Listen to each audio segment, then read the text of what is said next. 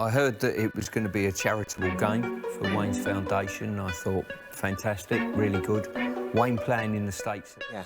As I say, you're never sure, because I've never experienced anything like that. And I have regular checks with my union. Stuart Pearce was a player that many opponents and even teammates absolutely hated. His famous nickname Psycho was celebrated by fans. They saw it as passion, commitment and raw emotion. That visceral roar at Euro 96 became the defining image of his career. The ferocious tackles and the never say die attitude made him a hero. He was the ultimate warrior. But this Psycho moniker was not just a badge of honour, it was a default setting of in-your-face aggression. This fury was not simple passion, it was complex and volatile. It was a trait that led to a career defined by damaging and high-profile conflicts. His aggression did not fade when he hung up his boots. It followed him into management. It poisoned relationships. It destroyed careers. We are going to investigate this psycho spectrum by examining 6 key case files. These are 6 men who were on the receiving end of this aggression. We will start with the players he failed as a manager. Danny Mills was a senior defender at Manchester City. Stuart Pearce was his manager. The relationship between them broke down completely. This breakdown was not quiet. It was public, personal, and devastating. It serves as a foundational case study in Pearce's authoritarian managerial style. The feud began over a fitness dispute. Mills was recovering from a broken leg. The injury was serious. Pearce's own comments confirmed it. He said Mills broke his leg. Scans discovered a hairline fracture. Yet Pearce wanted him to play after only 3 days of training. Mills, a 37-year-old veteran, said he was not ready. According to Mills, Pearce delivered an immediate ultimatum. He told Mills, "You'll never play for me again," and that was the end of it. It's a shocking way to treat a senior player. Do you think a manager should ever speak to a player like that? Let me know your thoughts in the comments below. And if you're enjoying this look into football's biggest feuds, make sure to subscribe to the channel. Mills was exiled from the team. He was eventually sent on loan to Hull City. He did not stay quiet. He became a vocal and devastating critic of Pearce's management. Mills launched a comprehensive public critique. He spoke to BBC Radio 5 Live and Final Score. His accusations were not vague. They were specific and targeted. They attacked the core of Pearce's professional competence. Mills said, "Tactically, I don't think he's very good. Motivationally, I think he's poor." He added that Pearce doesn't have the depth of football ability to back it up. As a specific and humiliating example, Mills cited Pearce's decision to put goalkeeper David James up front in a desperate search for a goal. Mills also said Pearce is not a great coach. He's not a great tactician. He's not a great motivator. He suggested Pearce's impact was superficial and temporary. He has this massive impact when he goes in because of his stature, Mills said, and he doesn't always have the substance to back that up. The most critical accusation was about Pearce's inability to manage senior players. Mills claimed Pearce struggles with big players who question his authority. This was the key to the entire feud. Mills himself admitted, "I did question 1 or 2 of the manager's decisions. The team's form had collapsed. They were losing 10 out of their last 11 games." Pearce's public handling of the situation revealed a significant contradiction. While he was allegedly telling Mills privately that his career at the club was over, his public comments were very different. He told the press that Mills must fight as hard as he can to get back into the starting lineup. He said Mills had the same chance as anyone else. He even praised him as a decent professional. This public stance was completely at odds with Mills's claims. When pressed on Mills's criticisms, Pearce's true feelings came out. He made a sarcastic jab that confirmed the dispute was personal. He said, "I do apologise for putting Micah Richards in Mills's place at Manchester City. This feud creates a perfect self-fulfilling prophecy." Mills's core accusation was that Pearce struggles with big players who question his authority. This was proven by Pearce's vindictive reaction to that very questioning. The dispute over authority was the cause of the conflict. The devastating public critique of Pearce's tactics was the result. Pearce's authoritarian default setting created the very enemy who would most effectively articulate his failings to the world. The conflict with Joey Barton provides a near identical replication of the pattern established with Danny Mills. It reinforces the thesis that Pearce's man management style, when challenged by a big player, was not to manage but to excommunicate. The relationship between Pearce and Barton deteriorated publicly. The flashpoint was Barton's training ground assault on teammate Ousmane Darboe. This led to Barton's suspension and eventual sale to Newcastle Newcastle United. As with Mills, Barton's primary grievance was not the consequence itself, it was the manner in which Pearce handled the fallout. Barton felt Pearce had violated the professional code by speaking publicly about an internal matter. Barton stated, "We had a relationship breakdown, and Stuart Pearce came out and said certain things which he shouldn't have said, whether he felt them or not." Barton's position was clear. When you have a working relationship with someone, there's a lot of things that should be kept in-house. Stuart thinks different. Barton's complaint was validated by Pearce's own public declaration. In breaching the in-house code, Pearce did not simply express disappointment, he delivered a definitive, absolute and public statement of excommunication. Pearce insisted that Barton will never play for a team of mine again. This quote is the smoking gun of a behavioural pattern. This phrase, "never play for me or a team of mine again," is functionally identical to the ultimatum Danny Mills alleges he received in private. This verbal tick represents Pearce's managerial kill switch. It is a non-negotiable, permanent, and, in Barton's case, public termination of the professional relationship. This pattern proves that Pearce's management style for complex or challenging personalities was not management at all. It was removal. When faced with a crisis or a challenge to his authority, Pearce's psycho default manifested as an authoritarian kill switch, publicly and permanently severing ties. The infamous confrontation with French defender Basile Boli during Euro '92 provides one of the clearest windows into the psycho persona. It demonstrates that Pearce's aggression was not always mindless rage. Instead, it could be calculated, strategic, and psychologically manipulative. The incident was in fact a three-part cycle of escalating aggression, a cycle that Pearce himself initiated. The first act was a crunching challenge from Pearce on French player Jocelyn Anglemar. In direct retaliation for this challenge, Basile Boli flattened Stuart Pearce. He headbutted him as they jostled at a corner. The violent conduct left Pearce with blood streaming down his face and a bloody cheek. The third act was Pearce's revenge. It is the nature of this revenge that is most revealing. It was not a simple, impulsive act of violence against his attacker. It was a cold, two-pronged response. The physical response was channeled. When England was awarded a free kick minutes later, Pearce unleashed all his rage on the ball. He smashed it against the post or crossbar. The psychological response, however, was far darker. Pearce knew he wouldn't get near Boli again. Therefore, he took matters into his own hands and deliberately targeted the innocent Jocelyn Anglemar, the player he had originally fouled. Pearce accused his opposite winger, rather than Boli, of the attack to put him on the back foot. Pearce later recounted the chilling words he delivered to the terrified Anglemar. Pointing to the cut on his bleeding cheek, he said, "You done that, and I'm going to sort you out for doing it." Pearce admitted that Anglemar, who was in sheer terror, protested his innocence. But Pearce didn't care. The threat was effective. Anglemar was busy for the next 20 minutes denying it was him. This incident provides a definitive portrait of the intelligence behind the psycho persona. Pearce weaponized his own victimhood. Under the guise of red mist, he executed a cold, strategic, and deeply manipulative act of psychological warfare, terrorizing an innocent opponent for strategic gain. The 1994 incident in which Pearce made a racist remark to Paul Ince reveals a profound contradiction in his character. The original incident occurred in December 1994 during a Premier League match between Pearce's Nottingham Forest and Ince's Manchester United. Pearce allegedly made racist comments to Ince, an England international colleague. At the time, the incident was not ignored. Gordon Taylor, the chief executive of the Professional Footballers Association, was involved in resolving the issue originally. Taylor spoke to Pearce, who regrets what he said. This apology was duly offered and accepted. As one report summarized, it happened 18 years ago. Was in the news 18 years ago. Pearce apologized 18 years ago. Ince accepted the apology 18 years ago. The issue was dredged up nearly 2 decades later, in 2012, when Pearce was appointed as England's caretaker manager. Pearce's 2012 reaction to this resurfacing is a case study in public relations deflection. He expressed no fresh contrition for the act itself. Instead, he focused his criticism on the media for bringing it up. He stated, "In some ways, I found it a little bit sad to rehash a story from 17 years ago." He framed both himself and Ince as mutual victims of the press. He said, "I felt sorry for Paul because I know him and his family would have been chased for comments as well." This response skillfully reframed the narrative. It positioned Pearce not as the perpetrator of a racist remark, but as a victim of an opportunistic and sad media cycle. In 2012, Pearce was defended by former teammate Paul Parker. Parker argued the comments would have come out of ignorance, not bigotry. However, in the same breath, Parker offered a counter counterexample that creates a profound and negative contradiction. Parker recalled a separate incident while playing for England, where an opponent said something racist to Des Walker. According to Parker, the first person to stand up for Des was Stuart. He let this guy know exactly what he thought of him. This defense, intended to be exculpatory, is instead deeply damning. If Pearce was aware enough of racism's toxicity to stand up for Des Walker, his own use of a racist remark against Paul Ince cannot be dismissed as simple ignorance. It suggests the racial slur was deployed as just another weapon in his arsenal of aggression, used to wound an opponent just as he would use a scything tackle. The rivalry between Stuart Pearce and Graham Lasso for the England left-back position appears to be the great exception to the rule. However, a deeper analysis reveals it to be a control case. Pearce's professionalism in this single instance provides the final, crucial piece of evidence needed to understand his confrontational nature. When Terry Venables took over as England manager in 1994, he swept a new broom. Venables identified Blackburn Rovers' Graham Lasso as his first choice. In one of his first phone calls to Pearce, Venables was direct. He said, "Lasso is going to be my left-back." This was a direct challenge to Pearce's status. Yet his response was a model of complete professionalism. Instead of reacting with anger or ego, Pearce told Venables, "Fine, but if you think I'm good enough, I'll stay with the squad and help him." This professionalism culminated in a significant symbolic act. In what Lasso later described as a small training ground ceremony, Pearce personally presented Lasso with the number 3 shirt before his debut. Lasso stated that Pearce told me that I deserved it on merit and he was really gracious. Pearce dutifully sat on the bench and watched Lasso play until December 1995, when fate intervened. Lasso suffered a catastrophic injury, a broken leg and dislocated ankle. Pearce, given his opportunity, made the most of it and went on to have his iconic, redemptive tournament. This incident seems to contradict the negative thesis of a career defined by conflict. It doesn't. It reinforces it. Pearce's professionalism with Lasso serves as the control case that proves his authoritarian meltdowns with Mills and Barton were choices, not inevitabilities. The critical question is why his reactions were so different. The answer lies in the source of the challenge. With Lasso, the decision came from above, from the manager, Terry Venables. This was an authority Pearce respected and was institutionally bound to accept. With Mills and Barton, the challenges came from below, from subordinate players. This distinction is crucial. It proves Pearce was capable of handling professional disappointment with grace and professionalism. His inability to do so with Mills and Barton is therefore an even more damning indictment. It was not a lack of ability to be professional, it was a lack of willingness. The infamous incident involving Derby County's Ted McMinn is perhaps the purest, most unfiltered, and most bizarre example of the psycho default in action. It provides a glimpse into the primal end of the psycho spectrum. The incident occurred during the famously heated East Midlands derby between Nottingham Forest and Derby County. In one such encounter, Pearce clattered into Ted McMinn. As the two players lay in a heap on the floor, Pearce committed the notorious act. This is not a matter of media legend or speculation. It is anchored by Pearce's own reported admission. As one report bluntly states, "I bit him right on the nipple." This was the default setting of in-your-face aggression, manifesting in a primal, shocking, and indefensible physical assault. Like the Bowley incident, this aggression did not exist in a vacuum. It created lingering bad blood. More importantly, it initiated a self-sustaining cycle of violence, of which Pearce was the sole architect. Pearce knew his action would have a consequence. He knew that McMinn was likely to seek revenge when the two teams met again at the start of the 1989-1990 campaign. His solution was not to defuse the situation, but to escalate it preemptively. Pearce decided to get his retaliation in first by scything the Derby player virtually in two. This creates a perfect negative narrative loop. Pearce commits a bizarre and aggressive act, the bite. He then uses the assumed future consequence of his own action as justification for a new act of aggression, the scything tackle. He is the sole creator and perpetrator of this entire cycle. This incident reveals the psycho default in its purest and most indefensible form. The 6 case files presented, when synthesized, form an undeniable and career-long pattern of behavior. These are not a series of isolated, coincidental, or heat-of-the-moment events. They are the consistent, predictable outcomes of a single, unifying default setting of aggression, a psycho spectrum that defined Stuart Pearce's career. The analysis confirms the negative thesis. The aggression manifested in every conceivable arena. The bite on Ted McMinn stands as the baseline, a raw, physical, and bizarre act. The calculated, psychological terrorizing of the innocent Jocelyn Anglemer proves the psycho persona was an intelligent, manipulative, and cold-blooded tool. The 1994 racist remark to Paul Ince demonstrates that when the default setting was triggered, even deeply held principles could be overridden, and a racial slur deployed as a weapon. The feuds with Danny Mills and Joey Barton show how this psycho default translated directly into a failed management style. The kill switch phrase, "never play for me again," is the administrative equivalent of a scything tackle, an absolute punitive and destructive act that brooks no dissent. The Graham Lasso case serves as the final damning piece of evidence. It proves that Pearce's professionalism was entirely contingent. He was capable of grace when his position was challenged by a respected superior, but that professionalism vanished, replaced by the psycho default the moment his personal authority was questioned by a subordinate. Ultimately, the psycho persona was not a simple badge of a hard man. It was a complex, multifaceted, and destructive default setting that defined one of football's most controversial and damaging careers.